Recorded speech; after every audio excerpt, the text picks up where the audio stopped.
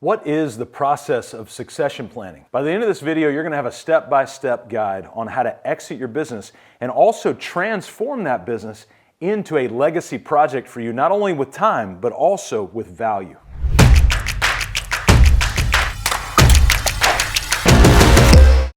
Listen, exiting your business is inevitable. It's going to happen to everybody, but doing it successfully, that's not. You probably think your business's value is based on a certain number. I'm here to tell you, buyers look way deeper than that. Listen, I've said it before, there's only two things that are certain in life, right? Death and taxes. No, that's not true. There's actually three.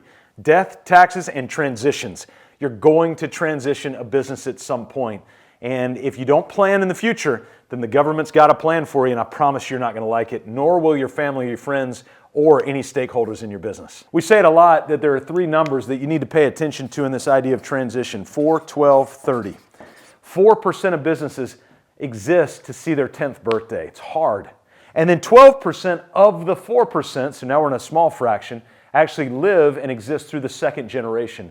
And then 30% of the 12% of the 4% make it through their third generation. Why? Well, business is hard, but also, and even more importantly, it's because the owner usually fails to properly plan to set up the next generation to lead to some of this legacy. So I want to walk you through a series of what, how, when, and then of course who. When we're thinking about this idea of succession planning, if you'll hang on to the end of the video, I've got a special video that I'll send to you and a resource that you can go to dive deep into the first step of this planning process.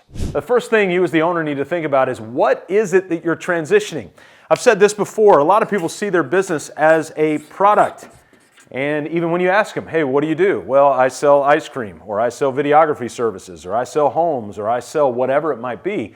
And so we talk about the product, but the reality is the product is not your product. What you have to sell and transition out of your business, it's the process via which you deliver that product. The truth is, your product's probably a commodity in most cases. Even the high-end custom stuff is usually a commodity. I can walk down the street, look at a bunch of beautiful houses, and not know who built any of those things. And so the reality is, when we look at a business, we look at the process. But in order to identify the process of that business, we got to have some clarity on where that business is going. And that's where we start with what we call vision. And so what people are buying is they're buying clarity in the future and the process on how to get there. This is the package they're looking for. And if it's not written down, then it doesn't exist. And frankly, there's nothing there for an outside buyer or anybody that you're going to transition to from family to be able to lean into. They're trying to get access to your head and they can't do it. We've got to write down. That's what people are buying. So if they came into our business, we actually have many of our processes written down. They're not buying me. They're buying the process via which our business runs and operates and delivers its value to liberate owners from chaos to make time for what matters most. As we maneuver through the process of succession planning, we've got to ask this next question of, how do we go about the valuation process? Well, business valuators, when they're looking at a business from an asset standpoint, they're looking at 5 stages of how to grow the value of that business. The first is to identify the value. Then from there, we need to protect the value that's already been built. So beware, before you radically start to scale and grow the top line, you need to make sure that you protect what already exists, because the more you grow that top line, if you have holes in the boat, it's just going to make that top line even more and more susceptible to outside influences coming in and trying to get its hands on it. Number 3 is where we actually grow the value of a business. What's the number one method of growth? Right here, process. Most people think it's luck, it's big swings, it's home runs. Most teams don't make a living off of Hail Marys and home runs. Most teams make a living off of base hits. And that's where we find this idea of process aimed at a proper vision. All right? So we grow it, and then we can harvest some of that growth, meaning take chips off the table, sell a portion, sell all, whatever. And then, of course, we have to manage that growth. Now, more importantly, when we look at a business valuation, that's how valuations look at growing the value of a business. But the calculation of that value of a business is taking what we call EBITDA, or EBITDA for quick. I actually saw a yacht in a marina, and its name was EBITDA. I'm not making that up. Earnings before interest, tax, depreciation, and amortization. And the calculation goes like this. They basically take the EBITDA number, which is usually your P&L with what they call add-backs or adjustments. So let's say you bought a car through the business that if I were to buy your business, I wouldn't buy that car. So we're going to add that back, right? Usually helps you. And so we take the EBITDA number times a multiple.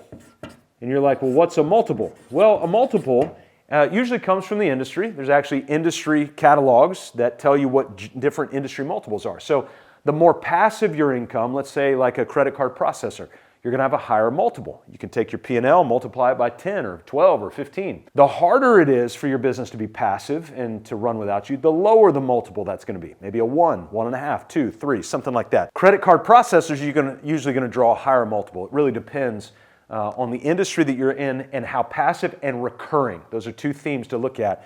Recurring revenue will increase the value of that. So we're looking at this how by growing value. And part of the way you grow value is to increase process, and here's the calculation to actually draw that value from. So when we look at the process of succession planning, the what is the actual process and the vision that process is directed towards. The how is we look at how an organization grows and also how it's valued. Now, let's lean into the next stage, and that's the when of succession planning. What does that mean? Not the when, W-I-N, but when, like in terms of how long. Typically, what they'll say is a 7 to 10 year range is when you need to start planning for exit. So when you're 7 to 10 years out from when you think that you're going to be exiting or transitioning your business, that's when you really need to start planning for that. Now, I would make this argument. Any business, regardless of how long they've been in business, how small, how large, if they've got clarifying vision, documented processes that are trained with what we call repetition, predictability, and meaning, if they've got those there, then regardless of how far they're out, they're going to be a sellable business. And I'll say this from the experience that we've seen with our clients, is that running a sellable business, even if you have no desire to sell or transition, is far more fun and freeing than running a business that entirely depends on you. What does that mean? Well, in our business, I've left our business for terms of 14 days to 30 days with no cell phone or no access. How did we do that? It's because we built a team and built a set of processes that can run and grow with me or without me. So in the timeline, we also want to create some milestones. For instance, we want to come in here and go, hey, by year 1, we want to have our vision written. By year 2, we want to have our, let's just say our master process roadmap. So we got vision by year 1, master process roadmap by year 2, and then we can start to layer some other things on here in terms of milestones so that once we get to that 7 to 10 year mark, we're super clear. And this is also a note that I want to make, and that is when you're talking about succession planning with your team members or employees, with other people, you need to be very cautious. Use discretion and wisdom. Now, too fast, what you'll do is give false hope and optimism. Too slow, what you'll do is you'll create rumors and presumptions and assumptions and all of that. And so you need to have thoughtful conversations with the right people. Seek outside support when you're looking and who should I talk to succession planning about, because you got to be really careful about that. So that, of course, leads us into the who at that point. And so when it comes to succession planning, we've got to ask ourselves, who are the who's? Now, of course, the first set of who's are going to be your team. And so we've got to think through things like org charts, job roles, scorecards, so that there's clarity around what you're asking your team member to do. But the second set of who's is what often goes overlooked. And that's your team of advisors. And so, for instance, I'm a certified exit planning advisor. So there are CEPAs in the world that are not CPAs, but they're CEPAs. And so what they do is they act as quarterbacks to be able to coordinate this advisor team. So a few of the people on your advisor team are going to be CPAs, of course. Financial advisors will be huge. Attorneys will be significant in what you're going to do. And you could have a valuation specialist. There's a variety of others, but those top 3 will be really, really important, and you will need to assemble a team. I also think insurance advisors and a few others. But that team is going to be very, very important to help you take all this that you've built with the value that you got and get max value for that. I'll also say this, if you're ever looking at an ESOP or an employee stock ownership plan, there are certain people, they're usually CFPs, who specialize in these ESOPs that you can go talk to and get some insight as to whether or not that would be a good value for you. ESOPs are very interesting. They're often overlooked because they're expensive and they take a long time to get to, but there are long-term benefits that are hard to find in any other type of structure when you transition. I'd encourage many of you to look at an ESOP depending on where your business is at. That leads into the final how down here, and that's how you'll actually transition. It could be an ESOP that you're looking at. It could be an outright sale to a strategic buyer, to a competitor. It could be passing it to your family. One note is we usually advocate not just giving equity of your business away. That can sometimes create entitlement, and it doesn't force a call to action. So be very careful about that. Again, use wisdom and discretion. That's your decision.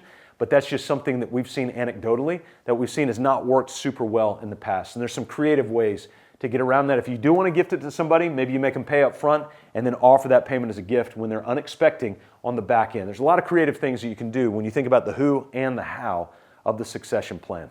I told you early on, I've got a really helpful resource for you. If you go click on the link below, I will walk you step by step through how to build your vision story. And you can start right here with the what, because ultimately that vision and that set of processes is what you're building so that you can sell it using this team of people to an outside market in however you want. You can draw max value for this business and, more importantly, create a legacy. My name is Scott Beebe. We work with business owners, 3 to 100 employees, to build purpose, people, process, and profit so we can liberate you from chaos to make time for the things that matter most.